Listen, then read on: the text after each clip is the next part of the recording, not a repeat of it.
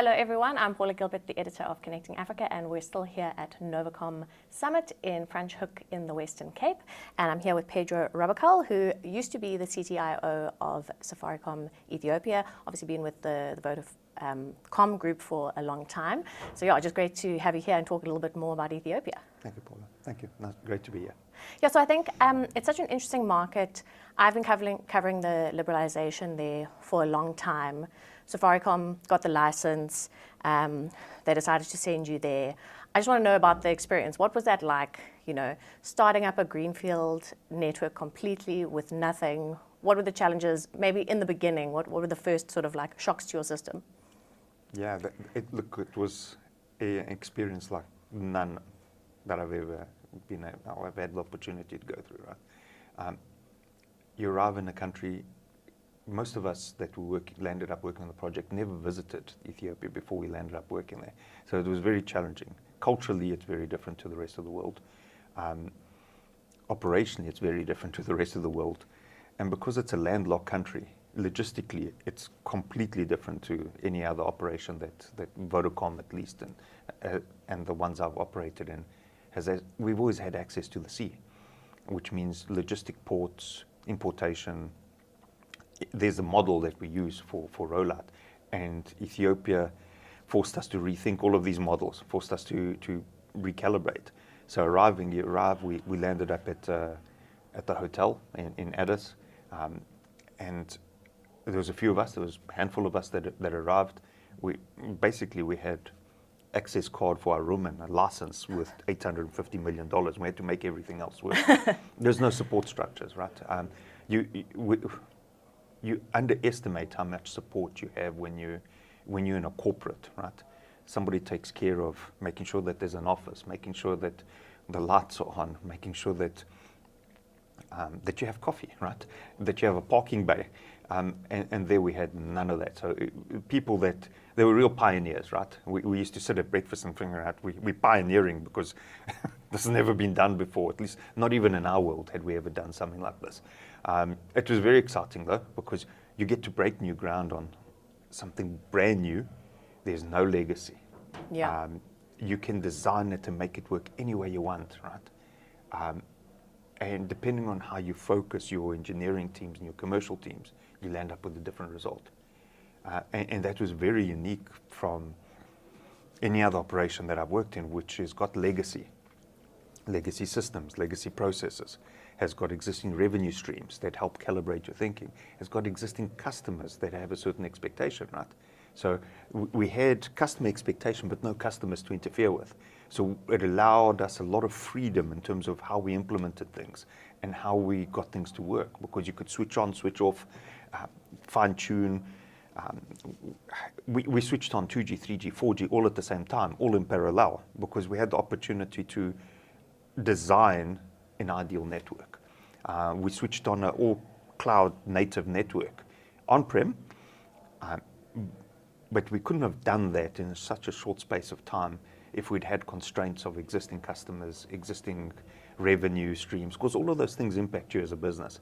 And that to me was the amazing part. We designed it to be the best data network. We designed it to have a rollout capacity of 1,000 sites in continuous build for the next 10 years, right? And we have that liberty to expand, your engineering teams come alive, right? Because you give them space to be creative, and generally engineering people have got certain rules. When you allow them to go beyond those rules, you see the energy come out, right? And it comes alive. And that was amazing. It must be really exciting to be able to build something exactly how you wanted and not have to depend on all these legacy systems from before, right? Yeah, absolutely, right? There's no constraints, right? We could decide, do we put everything in the cloud? Don't we put it in the cloud? How do we create the layers between 2G, 3G, and 4G? Because that affects the way the customer perceives a network. So we designed the best of the best, and then we put it into play. And then we had the first city we switched on was Diradawa. We switched on, if I remember correctly, 26 towers on it. And that was our experiment to see how this would work. Would all the layers handle it? Would the subscribers be able to move seamlessly between them? because a subscriber doesn't care which layer they're on, they just want a service. They just want it to work. Right? They just want it to work, right? It allowed us to test EKYC. We'd enable biometrics, and we quickly found that we picked up problems on the way we perceived EKYC to work versus the reality on the ground. So there was a lot of trial and error because we were in a situation where we were new to the operating environment. We made some mistakes. We had to apologize for those mistakes, right? But it allowed us to experiment far beyond any other company within the group. Yeah. And what kind of were the timeframes? You were talking about how logistically it was so difficult getting stuff into a landlocked country. You're trying to bring in all this equipment. Tell us a bit about that. And then, how long it took to actually get that first call up and running. Okay. Look, on the logistics side, it is landlocked. So any equipment coming into Ethiopia either flies in. So we had to build up a new working relationship with Ethiopian Airlines. They partnered with us to bring us, for example, our cloud infrastructure that came from Dell. We chartered a plane from Ethiopian Airlines to bring us that infrastructure because it was the heart of the network. You drop the heart, the network doesn't launch, right? So we took a lot of care and a lot of planning to make sure that worked. From anything that's big and heavy, towers, batteries, things that you can't transport on a plane, those we have two access methods, primary access methods, in from Djibouti and in from Kenya. And we got to the stage where we knew we were overloading all of the customs processes, all of the approvals to bring in equipment. There were multitude of steps that we had to go through to import equipment. We had to go ask for help from the government to say, we're not understanding what we're doing wrong, help us figure this thing out, unlock things. So it was very humbling, right? Because you don't know what you don't know and you've got to go and figure it out. We overloaded, for example, so the inspectors that used to come and inspect our equipment, we'd bring in 150 containers and there'd be one inspector, right? Wow. Because Ethiopia, while it was liberalized, from a licensing perspective, the rest of the economy hadn't adjusted to this monster that we were trying to build. Yeah. So we overloaded a lot of things inadvertently. We didn't know either, right? Until you get there and you say, oh, we have a problem, we need help. So we asked for a lot of help. We really did. As far as going to first call, so it was a difficult time for us. We went very quickly through an RFP process where we selected the vendors. The vendors, we were very fortunate, the vendors started manufacturing on risk. And while we got ourselves in place, because we didn't have an ERP system to issue a PO, so it was letters of commitment. You do what you can to put it in place, right? Generally, factories don't manufacture without a purchase order. So there was a lot of risk that, and Nokia and Huawei partnered with us and took those risks, along with all the other IT vendors that we brought online. So we were very fortunate from that perspective. They all understood how important this project was to Vodafone, to Safaricom, Sumitomo, BII. And all of this kind of led to everyone understanding how important this was to the Ethiopian government. We were there to show the outside world what Ethiopia could do, and that put enormous pressure on the teams, right? They understood they had a responsibility to Ethiopia to get it done and to get it done properly. Yeah, because it's like a vision project, right, for them to open up the sector, but also to improve internet penetration hugely in like a massive country that has a big population. Yeah, so getting through that first call, so equipment was ordered, that responsibility starts weighing on you, and the engineers, we were going through, it was COVID, right? So everyone was trying to wear masks, everyone was supposed to be working remote. I had the opposite effect, right? My engineers wanted to be together. They wanted to work together. So we got sick together. We recovered together, right? It was a galvanizing experience for the entire team, right?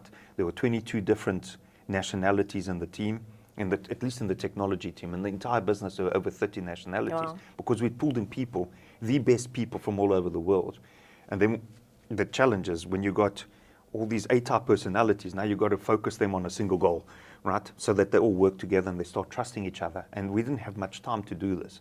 So you've got to give people the room to grow. You tell them what the target is and you let them loose. And that's where the creativity of the engineers comes out, right? Yeah. On the cloud side, we brought in a specific project manager from South Africa that was really experienced at doing this. And he said to me one day, he said, things that he's been trying to do inside the shell of a big machine that's got legacy had taken him years, and there we'd squashed everything into 2 weeks. Yeah. Right? So it can be done if you don't have legacy, and legacy tends to slow you down. I wanted to ask about that. In terms of the cloud network, how is that different to how you would build if there is legacy stuff, being able to go in and completely make it cloud ready from the start?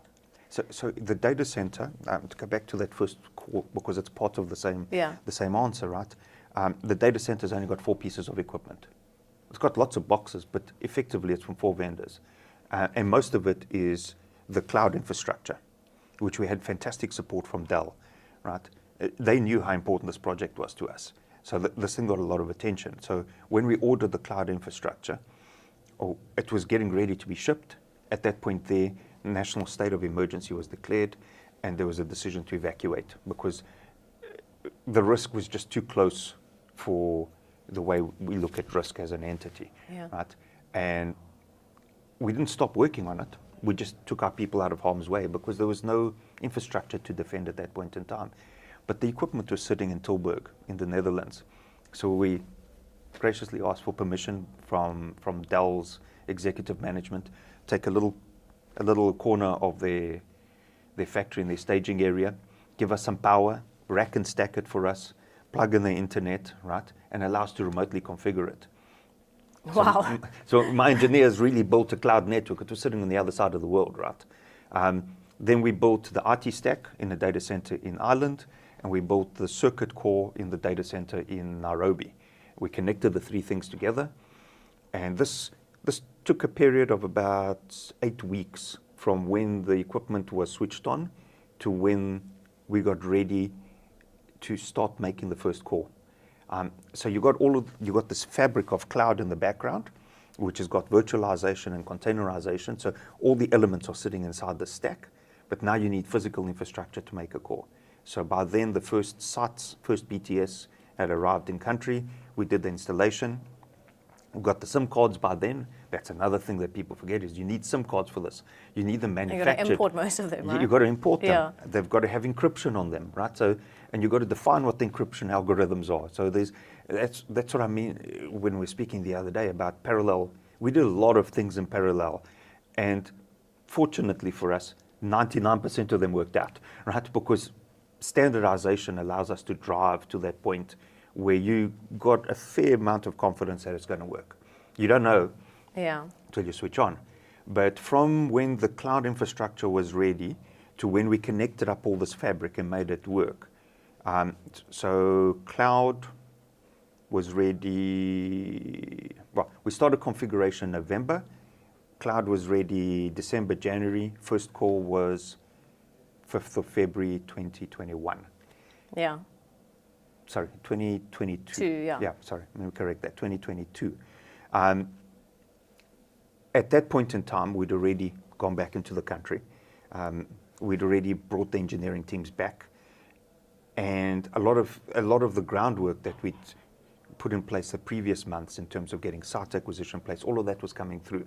So physical tower building started January 22. And by the time we hit August 22, we switched on Diradawa. And then for the next month, we switched on another 12 cities.